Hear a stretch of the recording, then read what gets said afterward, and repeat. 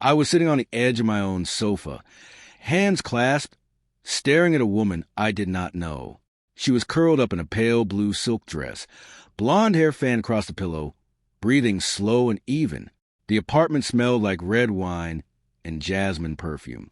She had been too drunk to remember her address, so I brought her here, the only place I knew was safe. On the coffee table, her clutch sat half open, phone screen glowing. I was not trying to look, but the name was too bright to miss. Dad, Richard Calloway, the CEO of the company I had joined 2 months ago. Let me back up. My name is Ethan Mercer. I am 34 years old, and I work as a structural engineer at Calloway Development Group, one of the largest real estate firms in Chicago. I grew up outside Indianapolis in a small town where everyone knew your parents before they knew you. My father was an electrician who came home every evening smelling like copper wire. My mother was a nurse. They raised me with a simple philosophy: show up, do the work, never make a scene. I carried that into everything I touched, including a marriage that quietly ended 2 years before this night. Her name was Megan. We were together for 6 years, married for 4. No children, no blowouts. Just 2 people sitting across from each other one evening, and realizing without anger that they wanted completely different lives. She moved to Denver to be closer to her family. I stayed in Chicago alone in a 2-bedroom apartment in Lincoln Park that was too quiet and slightly too large for one person. My routine after the divorce was simple and unchanging. I went to work. I came home. I cooked dinner for one, usually whatever was cheapest at the grocery store. I read before bed. I did not feel sorry for myself, but I was not exactly thriving either. I was existing inside a life that fit me the way a shirt fits after you have lost weight. Still wearable, but hanging loose in all the wrong places. Richard Calloway ran his company the way a surgeon runs an operating room.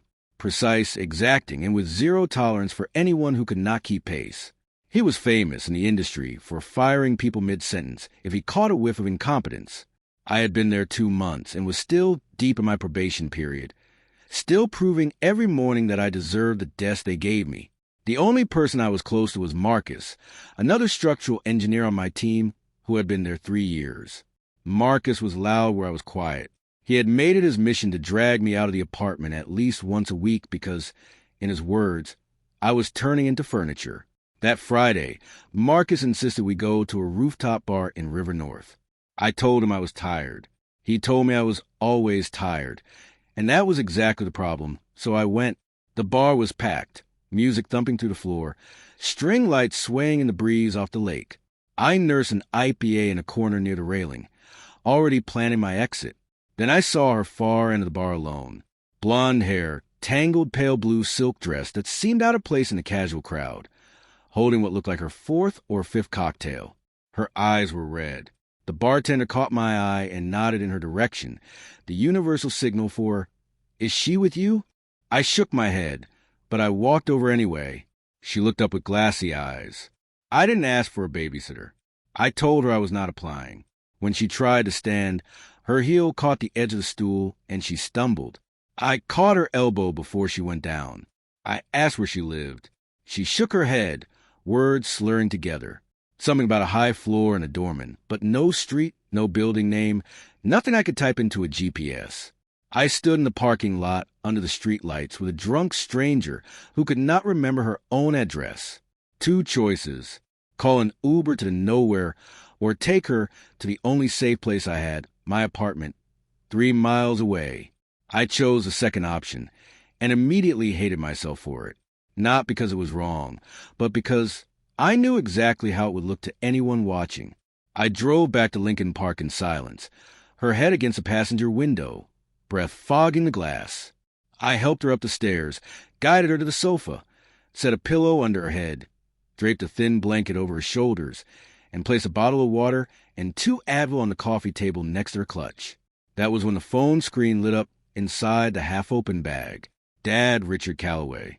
My stomach dropped through the floor. The woman I had just carried into my apartment at midnight was the daughter of the man who held my entire career in his hands. And she was asleep on my second-hand sofa. I stood in my own living room staring at that glowing name. And every rational thought I had told me this was the beginning of something very bad. I walked into the bedroom and closed the door. Before I lay down on the floor, I tore a page from a notebook and wrote 5 lines. You're safe. This is my apartment. I'm in the bedroom. Ethan. I left a note on the coffee table next to the water and the Advil. Then I lay on the hardwood floor with a blanket pulled over me and stared at the ceiling until I fell asleep sometime around 3. I woke before she did. My back ached from the floor. I had slept in my own bedroom because offering her to bed seemed too intimate and reclaiming the sofa seemed cruel. So the floor was the only option left. I made coffee and a few minutes later heard the sofa creak in the other room, then slow footsteps, then silence, which meant she had found the note. She appeared in the kitchen doorway holding that torn piece of paper, hair tangled, mascara smudged beneath her eyes, one strap of her dress slipping off her shoulder. She looked like someone trying to piece the last 12 hours together from scattered fragments. Ethan, she said. I nodded. You brought me to your apartment. I kept it simple. She could not remember her address. I had no other option that felt safe. I slept on the floor. Nothing happened. She was quiet for what felt like a full minute. Then she said something that caught me off guard. Most guys would have just left me at the bar. I shrugged. Most guys aren't me. It was not a boast. It was the way my father taught me truth works. Plain, without decoration. She called an Uber, gathered her clutch, and left without giving me her name or her number. I stood at the window and watched her disappear into the back seat. I figured that was the end of it. A strange night. A story I would never tell. Done. Monday morning. Marcus nudged me in the hallway outside the engineering bay. Boss's daughter is in the office today, he said, nodding toward the glass corridor. I looked through the partition, and there she was, Sloane Calloway, blazer buttoned, hair pulled into a clean bun, posture straight as a ruler, heels clicking on polished concrete. She was an entirely different person from the woman on my sofa. Her eyes swept the room, passed over the drafting tables and the other engineers, and paused on me just for one beat. Then she turned and kept walking. She had recognized me, and I recognized the exact moment she chose not to show it. Over the next few weeks, Sloane started appearing at the office more often. The official reason was that she was managing a marketing campaign for a new lakefront tower the company was developing. She had meetings. She had presentations. She had perfectly legitimate business reasons to be in the building 3 or 4 days a week. But I started noticing patterns that did not fit the official explanation. She found reasons to swing by the engineering floor. She asked me questions about load-bearing walls and foundation reinforcement and wind shear calculations. Questions that were specific enough to require sitting beside me at my desk. While I walked her through the answers, she brought coffee for the whole team one morning. But she only remembered that I took mine black, no sugar. She asked Marcus, never me directly, whether I usually stayed late at the office. She stood by the window one afternoon while I explained a set of structural blueprints to a junior colleague. And when I looked up mid-sentence, she was not watching the drawings. She was watching my hands moving across the paper. One afternoon after a meeting, I found her clutch sitting on the conference room table. Everyone else had filed out. I picked it up and walked it down the hall to her office. When I handed it to her, she took it with a small smile and said, I keep losing this thing around you. Half joking, half not. I did not know what to do with that sentence. I nodded and walked back to my desk. I thought about it for the rest of the day and into the evening and again the next morning. The trust between us built through small things that nobody else would have noticed. I saw that the swivel chair at her desk in the marketing suite wobbled badly every time she shifted her weight. Nobody else cared. One evening after she had gone home, I found a hex wrench in the supply closet, got on my knees, and tightened every bolt on the base until it sat perfectly level. The next morning, there was a yellow post. It stuck to my keyboard. The chair works perfectly now. You fix things. I read it twice and slid it into my desk drawer. I did not understand yet that she meant something far beyond the chair, but I kept the note. One late evening, we were the only 2 people left in the building. The cleaning crew had already come and gone. The office was dim, lit only by desk lamps and the soft glow of the city through floor-toe ceiling windows. Sloane was sitting on the edge of a desk in the conference room, shoes kicked off, bare feet on the carpet, cradling a cup of cold coffee, and she told me about Tyler Ashford. Tyler was the son of her father's most important business partner, and their relationship had been less romance than corporate merger. Their fathers played golf together every Saturday. Their families share holidays. The relationship was expected. And for 2 years, Sloane had played her part.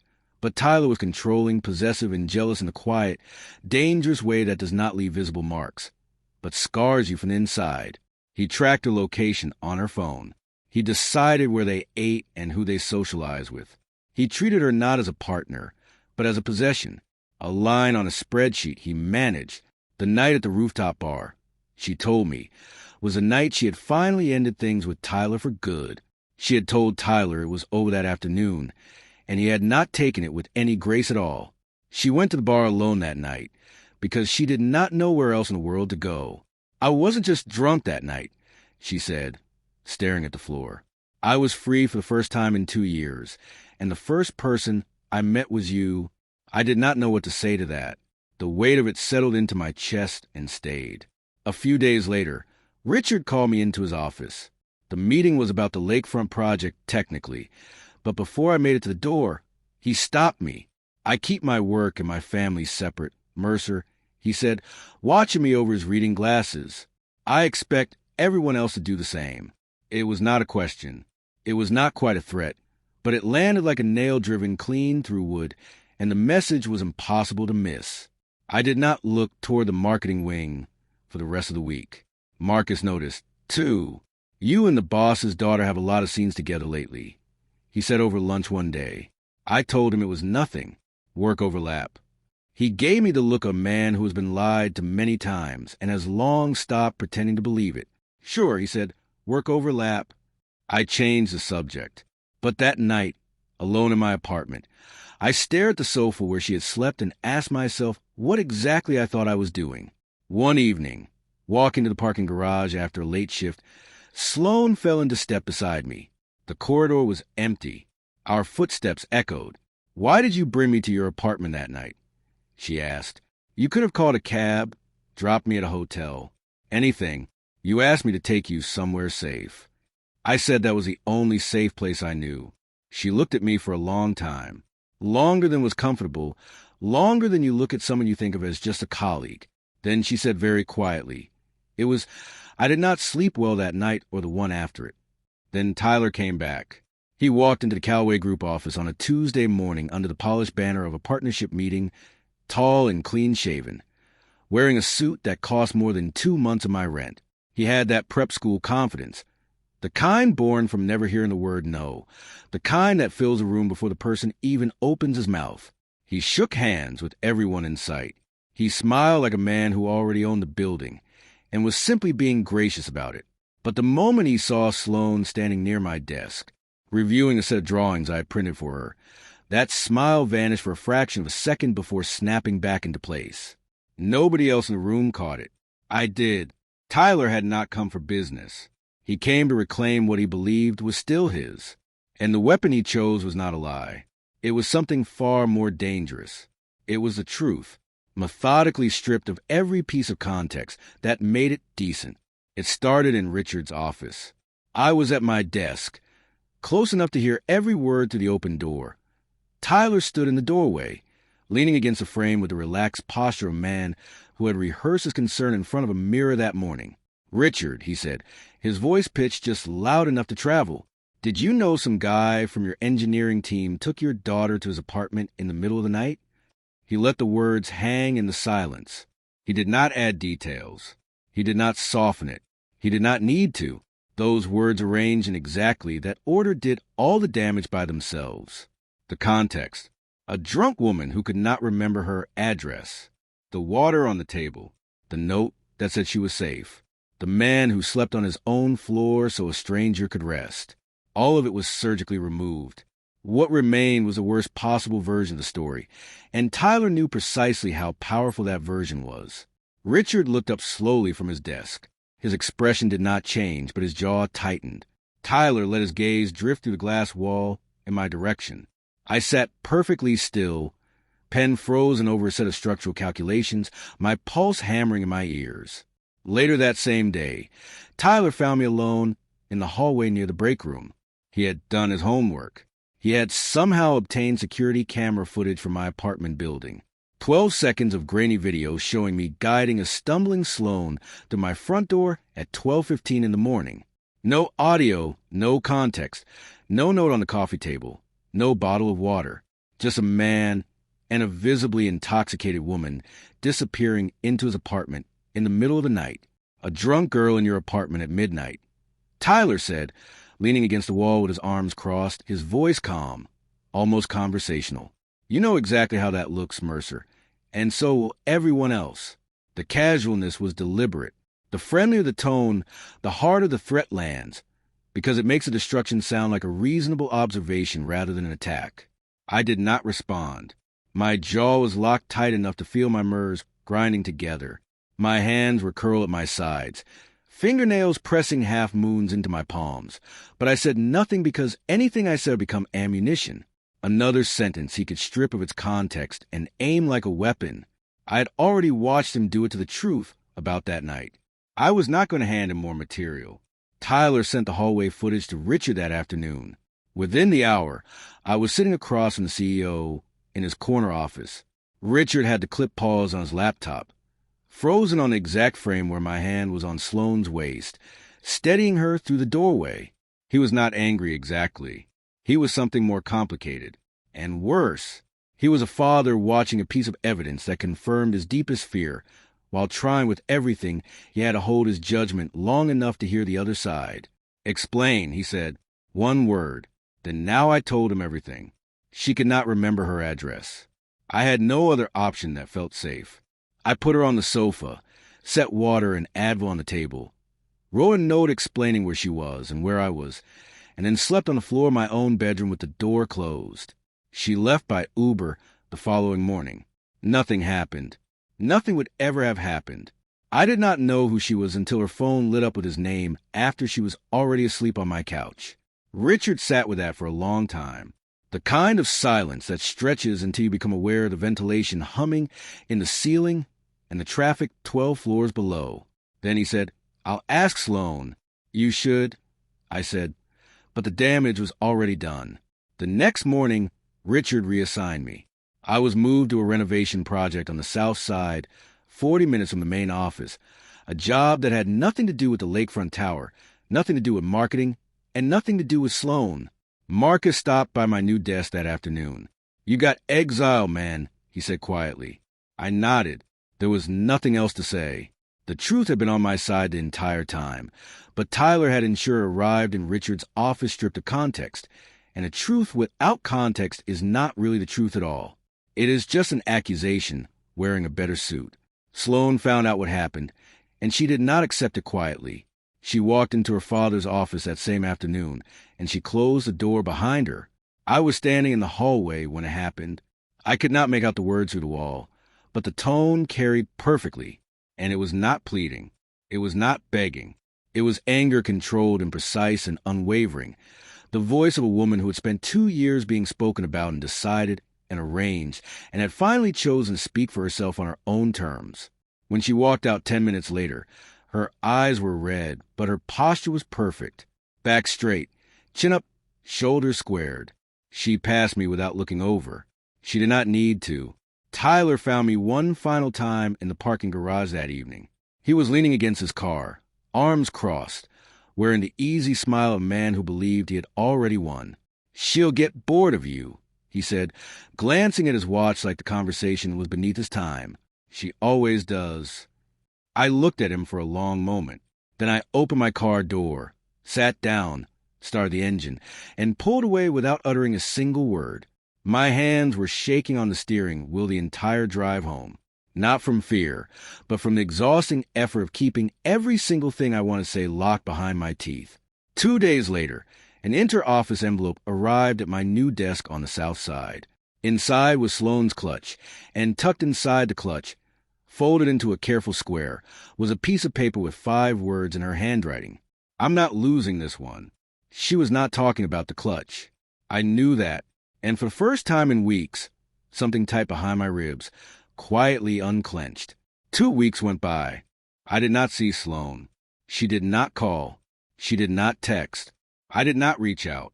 The boundary Richard had drawn between us was clear and sharp, and I had no intention of crossing it.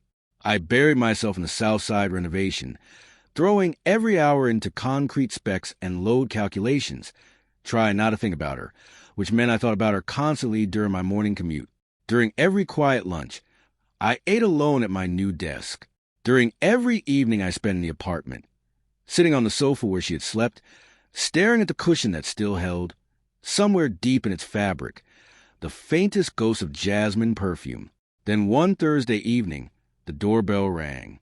I was sitting in the living room with a book I had read the same paragraph of 4 times without absorbing a word.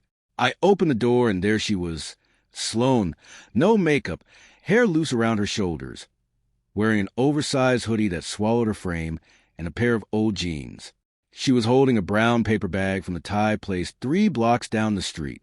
"I figured you eat alone most nights," she said. "I do, too."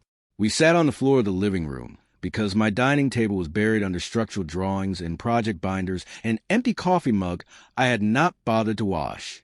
She opened the takeout containers, pulled out 2 pairs of wooden chopsticks, and handed me one.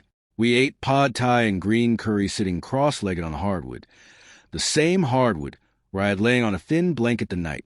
She passed out on my sofa 3 feet away. She noticed. She looked down at the floor beneath her, then back at me. "Is this where you slept?" she asked quietly. I nodded.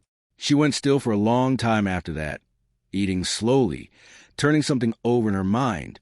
Between bites of curry, she told me she had gone to her father, sat across from Richard Calloway's desk, and told him everything, holding absolutely nothing back, about Tyler, the possessiveness, the monitoring, the 2 years she had spent performing a relationship she never chose, about the night at the bar, what she was running from, and what she was moving toward without fully understanding it yet. About me, Richard had listened. He had not interrupted. He had not dismissed her or redirected the conversation to business. He was not happy, not by a long measure, but he had listened, which was more than she expected and more than he had ever done before when it came to her personal life. Then she set her chopsticks down carefully on the edge of the container and looked at me with an expression I had never seen from her. Open and unguarded and slightly afraid, the way a person looks right before they hand you the one thing that could break them if you chose to use it. "I need to tell you something," she said. "I stopped eating that night at the bar," she said, choosing each word slowly. "I knew who you were." I stared at her. "Marcus mentioned you at a company event a few weeks before that night. He pointed you out across the room, said something about the new guy on his team who was too quiet for his own good. I noticed you later.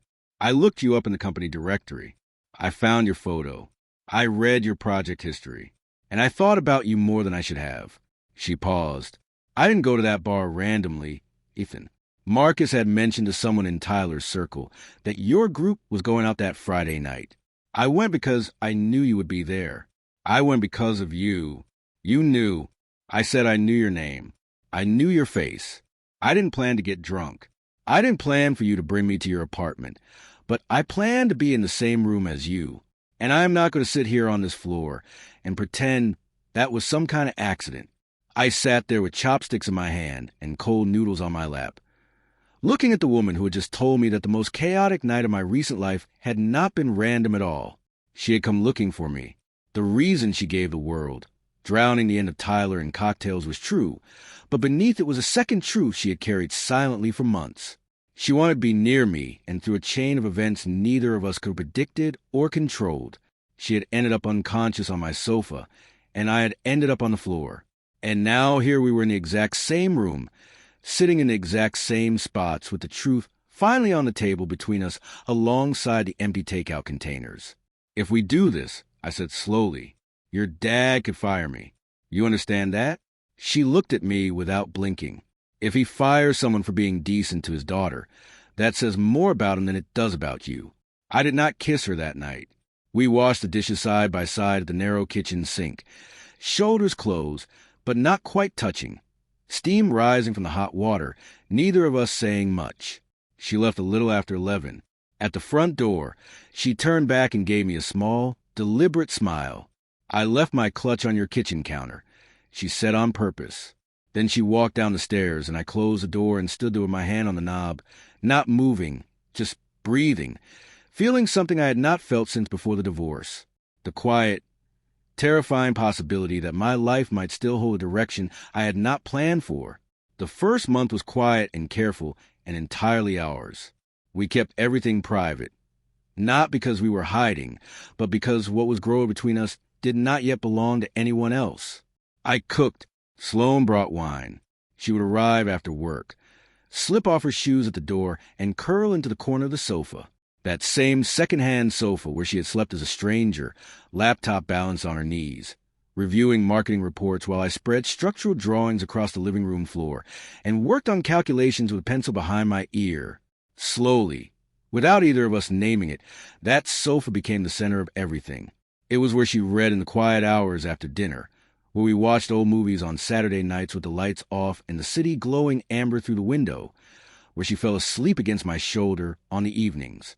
She stayed too late, and neither of us wanted to be the one to say the night was over. She started leaving things at my apartment, one object at a time, each small enough to seem accidental, but placed with enough intention that I knew it was not. A toothbrush in the bathroom cup, a pair of soft slippers by the front door, a half-finished novel on the coffee table with a grocery receipt as a bookmark, a hair tie on the nightstand. Each item was a quiet declaration. I am choosing to be here. She never said it out loud. She did not need to. The slippers said it for her. I started to notice the way she inhabited my apartment, not like a guest passing through, but like someone learning the geography of a place she intended to stay. She knew which cabinet held the mugs and which drawer stuck if you pulled it too fast. She knew the kitchen faucet would drip all night if you did not turn the handle all the way to the right. She knew the third floorboard from the bedroom door creaked if you stepped on its left side. She knew these things because she paid attention. And she paid attention because this place, this ordinary two-bedroom apartment with its creaky floors and its narrow kitchen and its second-hand sofa, mattered to her in ways she had never experienced inside a penthouse. At 3 months, Richard invited me to lunch, just the two of us at a quiet steakhouse downtown. I walked to the front door, completely convinced I was about to be fired. Instead, he ordered a steak, medium rare, and a glass of water, and he looked at me across the white tablecloth for a long time before speaking. Sloane told me everything he said about Tyler, about that night, about you. He went quiet long enough for the waiter to bring bread and disappear again. Then he said, "I don't like it." Another pause, heavier than the first. "But I respect that you told me the truth when I asked." He did not say he accepted us. He did not offer his blessing or shake my hand or call me son. He said he respected the truth. And at that point in my life, standing inside a relationship that could cost me my career, that single sentence was enough. At 6 months, I completed the biggest project of my career, a 42-story residential tower on the Chicago lakefront. 2 years of engineering work made permanent in steel and glass and poured concrete. At the ribbon-cutting ceremony, Richard stood at the podium and spoke my name into the microphone, and 300 people in hard hats and business suits applauded. Sloane was in the crowd, standing beside her father. And when the noise died down, she looked at me with an expression no one else in that crowd could have read, but I could. It said what she'd been saying quietly since the night on the sofa, through a toothbrush and a pair of slippers and a clutch left deliberately on a kitchen counter. "I see you. I choose you. I am not going anywhere." Tyler made one final attempt. Around that time, he dug up the same hallway footage, the same context-free narrative, and sent it to Richard in an email recommending the company reconsider my employment. Richard forwarded the email to me the same afternoon with a single line in the body handled "Focus on the building." That was the moment I understood without any remaining doubt that Richard Calloway had chosen where he stood, not because he liked me, not because he approved of the relationship, but because he had weighed the evidence against the accusation, and he had chosen the truth over the easier story. That was the most Richard Calloway thing he could have done, and it was the first time I realized that his rigidity, the quality I had feared most about him, could also work in my favor. At 1 year, Sloane moved in. Not to her father's penthouse with the skyline view and the doorman and the marble kitchen island to my apartment. The two-bedroom in Lincoln Park with the creaky floors and the kitchen barely wide enough for two people to pass each other without touching. She arrived on a Saturday morning in early autumn with 3 suitcases and the clutch. I stood in the doorway, watching her carry the last box up the stairs. And when she set it down in the living room, I said, "You're leaving a penthouse for this?" She picked up the clutch, walked the narrow shelf beside the front door, placed it carefully on the wood, and straightened it with 2 fingers. "I'm not leaving anything," she said. "I'm arriving." The clutch stayed on that shelf. It was not lost. It was not forgotten in a conference room or delivered through inter-office mail with a secret note folded inside. It was placed there on purpose by a woman who had spent years holding everything tightly, guarding herself behind expensive walls and controlled smiles, and who had finally found a place ordinary enough and safe enough to set things down. And the sofa, that second-hand beige sofa she had collapsed onto as a complete stranger on a Friday night, too drunk to recall her own address, was the same sofa she curled up on every Sunday evening with her feet in my lap, reading a novel while I watched the city lights shift and settle through the window. Same frame, same worn cushions, same faint creak when you sat down too quickly, same apartment, same city, same man sitting beside her. But everything else in the universe had shifted into a completely different arrangement. One morning, I was lying on my back under the kitchen sink, wrench in hand, fixing a slow leak that had been dripping for a week. Sloane leaned against the counter and looked down at me. "You still fix things," she said. I tightened the fitting and shrugged. "That's my job."